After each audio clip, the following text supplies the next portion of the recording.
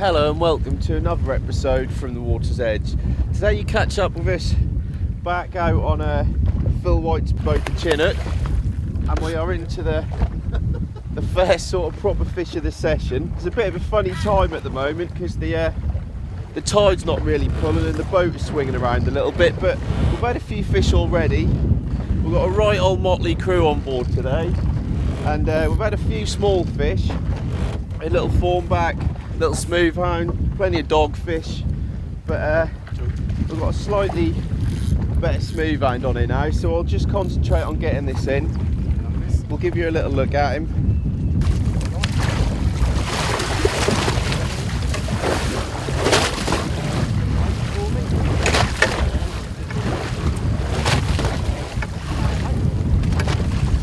Well, there you go, that's the let's say the first better fish of the session. Nice little smooth hound, caught on a bit of squid there. So what we'll do is we'll get a slip back, we'll get another bait ready, and then we'll perhaps head into the cabin, have a little chat with Phil, and we'll give you a bit more info about what we're doing today. So let's get it back.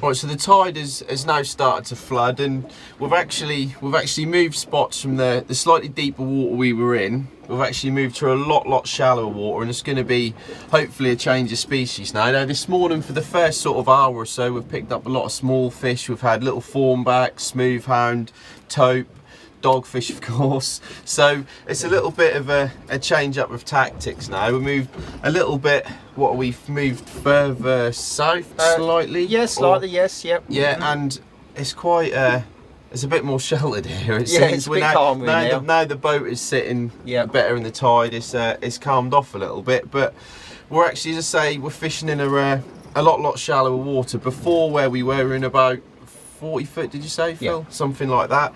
And now we've moved into about 8 foot, you're saying? Yes. Yeah, and so hopefully the plan is, fingers crossed, is to try and pick up a few bass. So we've got some worm baits up on the table there. So just on the chart here, I don't know if you can show us sort of whereabouts we were and why this area is perhaps good for the bass. Yeah, sure. Yeah, well, we started off out in this deep water here, and then we've moved up shallower here. So we're all up along these sands here now. So we've come up much shallower. It's very hard ground, very rough ground, lots of food there for the old bass, and the tide pushes up over the sands. There's a nice hard edge here. Yeah, it's a good spot for the bass. And I suppose they can sort of run across there and cause havoc amongst all the food items that get washed up. Lots of food up here for them. Yeah, lots of crabs and whelk, starfish, everything. Lots of food for the fish up here. Yeah. Cool. So that's hopefully the plan. There's Steve's two uncles on here today and his dad. They're just about getting the rods out now. And I must admit, I'm pretty eager to join them. So I'll go and get one baited up.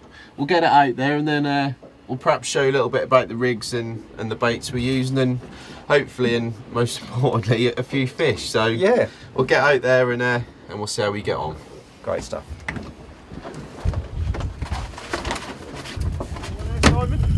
Yeah, going on. What do you mate? Going all right? Going well, yeah.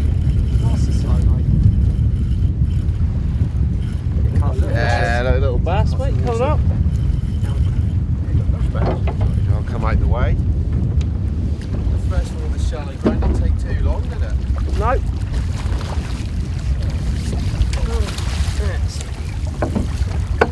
That's all right, mate. Yeah, good first bass of the day, yeah. In the shallow water, so it didn't take long. As soon as we've got quite a few rods out today between us, so I think as soon as that scent get working, draw the fish up on tide, and yeah, great start, mate. First one, good start. Yeah, lovely job. All right, mate. We'll get it baited back up again. Yeah, first one.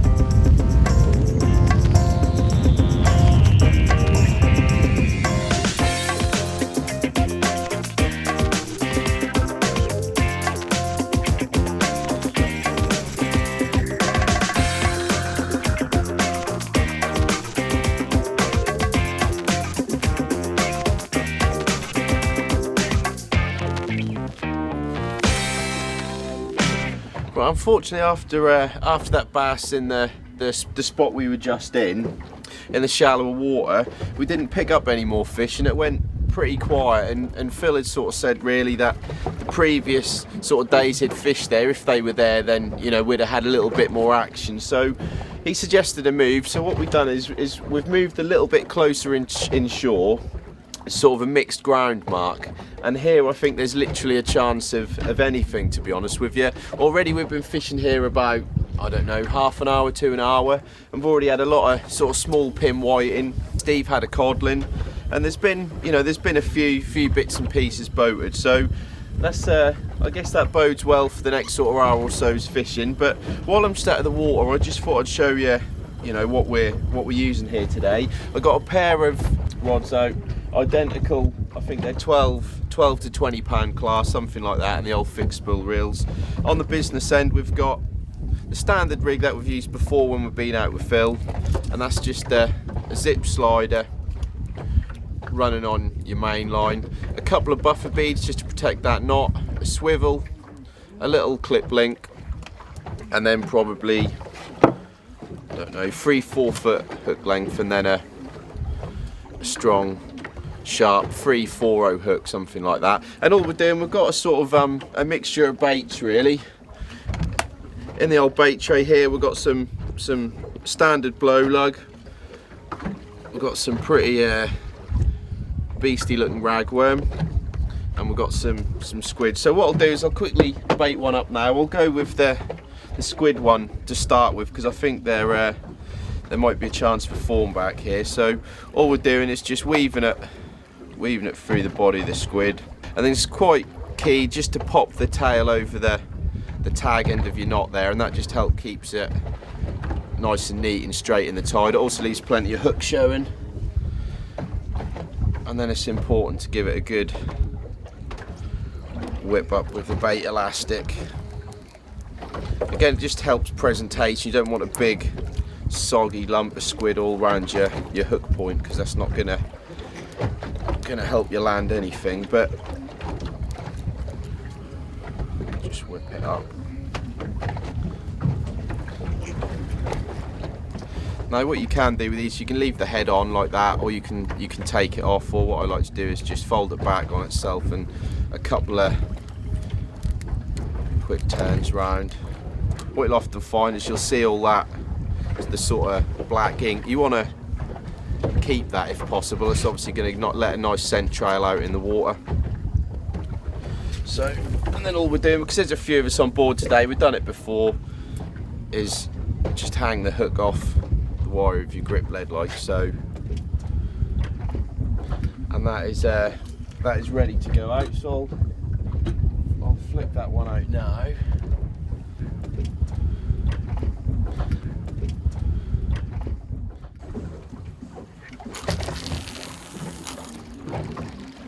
Just drop that one up tight. You let a fairly decent bow of line out, because your lead's gripping in up there, and then it puts a big bow in and helps it bed in, especially when there's a lot of tide running. But so I'll just grab this second one. Again, exactly the same setup, and all I'm going to do with that is I'm going to go over a mixture of ragworm and lugworm. So I'll get one of these big old snakes out. Now you can use that hull as it is, but it's quite a big bait if you're going to fish it as a cocktail, so you can just snap it in half. And then again, we mentioned it before when we've used rag, you just grab it by the head end, because they've got a couple of nasty pincers that can give you a little nip, but there's nothing to worry about. We'll thread him up. We'll just go over the knot, and we'll grab a lugworm.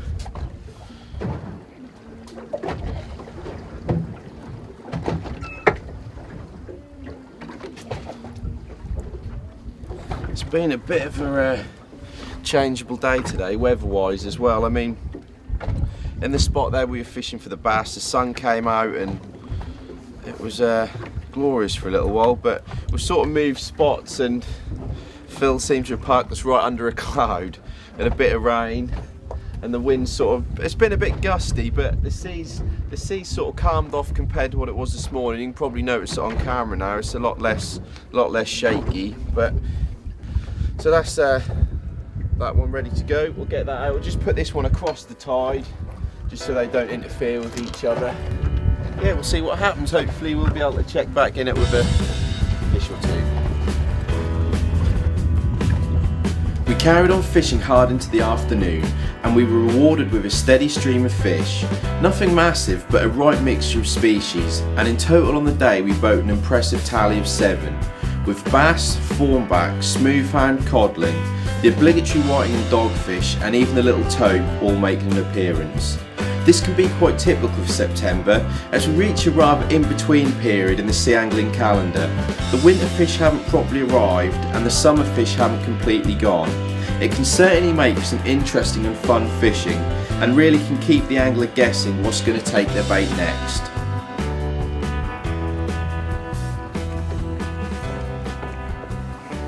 Well, I've come out from behind the camera and swap places with Chris, because actually today I'm lucky enough to be able to have a couple of rods out myself, and been fishing away for a couple of hours now, and I've finally hooked something which feels decent enough to hopefully show you on camera. We've had plenty of smaller fish, there's been plenty of dogfish on board, smaller skates, and if anything there's been a lot of abuse on board, if anything else. Certainly getting stick off everyone, but this feels like a decent fish. We'll slowly pump it up, getting toward the surface now. Cheers, Phil. Nicely hooked out. Okay. Cheers, Phil. There you go. There we are. Phil's just popped the hooks out, so let's see if we can get you a look at him. Full of spines. That's female, yeah, Phil? Yeah, she's female, yeah, that's it. Female that said spines all the way across there. But a cracking fish, and certainly worth all the abuse. Let's pop him back and we'll get another bait out there. Right, so we'll come to the end of the session now. It's been another thoroughly enjoyable day on board the Chinook, and what we've actually got here is we've got a little couple of tips on how to fillet fish properly. We had a few questions about it, and believe it or not, Steve's dad, Chris, actually used to own a fish stall on Norwich Market, so he's a bit of a maestro with the old fillet and knife. So we thought we'd just show you how to do it properly, and yeah, so we've got a little bass here and a little codling. A couple of nice meals. So where do you want to start with the bass, Chris? Well, you want to obviously I'll start on the bass, but just a tip before we start is just obviously you need a very blunt knife just to run up from the tail towards the head. Just scrape very slowly, but you must be, as you're probably aware on the camera, the old spines on the back. There, yeah. So if any of them spines go in you, they will poison your finger. So basically, if you hold the tail and just scrape literally from the tail up to the head, you're just taking all them scales just off. take all the scales up. Just be careful. I say you're using a blunt knife, so it shouldn't be too much of a problem. I know before off the beach we're using just the back end of the knife or whatever, just anything. Anything, as long as it's not too sharp. I say just scrape all the scales off. You don't from want the them tail, going in your fillet, do you? and obviously just rinse it in a pail of water. That's all you need to do. Yeah. And obviously the same on the other side. Start from the tail, and all you basically do is hold the head, work all your way up to the head. Again, be careful of all the spines.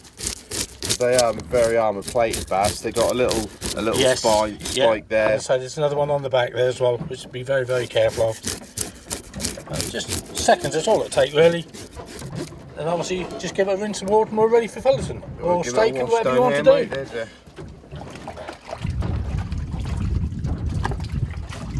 There we are. So you got a different knife for the actual filleting side of it then, Chris? Obviously all you need is nice sharp flip. This obviously needs to be rather sharp, so again be very, very careful. A little bit of a flex. All you do then is lift obviously one of the fins up, go around the head, cut through to the skin, and again you will find the backbone. Just run the knife along the backbone. Along the backbone. You'll feel the bone under, and it'll all come right through to the bone. Again, you'll feel the bone, They have got some big old bones around the rib cage, the bass, haven't they? Yeah, yeah.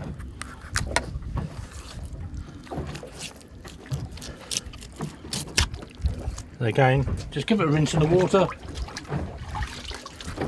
So it's lovely. Oops, nice and fresh. Yeah, nice fella. A nice Mate, fella. Would you bother taking this off? Again, if you want to, you can just run your knife along there like that, just to eliminate any bones you've missed. Give it a nice little trim up.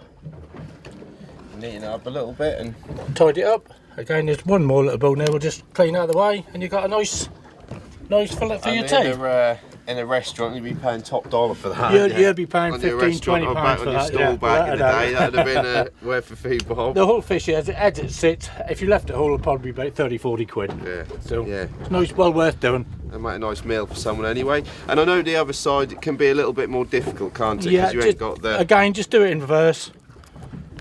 Back of the fins, back of the head again. All you do is again hold the head,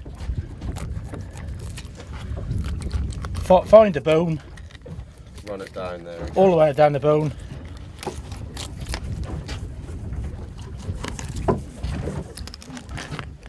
Then we're a little bit jiggly here because obviously I'm the chopping in the sea, so it's a bit up and down. Cut through the back fin. Put that in the bucket. Again, if you need, just take them. Yeah, I suppose if you're doing this in your kitchen or back on dry land, it's a lot easier. And you A lot easier. can see there you got a couple of. Again, give it a quick rinse. And you've got two fillets, two mate. lovely fillets. Very, very, for very your tea. little waste either, mate. Very on that. little waste at all. You see there. You don't even bother taking the guts out. You No, can just leave do the guts in. Do it as it is. That's a bit for the crab pot or the gulls. But Or nice so, fish soup. Yeah, with the cod, and obviously you don't need to scale them. No need Fill to them scale exactly it. the same Fill it way. exactly the same way. Yeah, just two sides. Excellent. Yep. Well, that pretty much concludes today's filming. So I'd just like to bring Phil over here. Once again, I say we've had a great day on the Chinook. So thanks Pleasure. ever so much, That's Phil, right, and I'm mate. sure we'll see you again soon. do. If anyone fancies a trip out with Phil, I'll pop the details in the bar at the bottom. But for now, thanks for watching. Be lucky, and we'll see you again on the next one.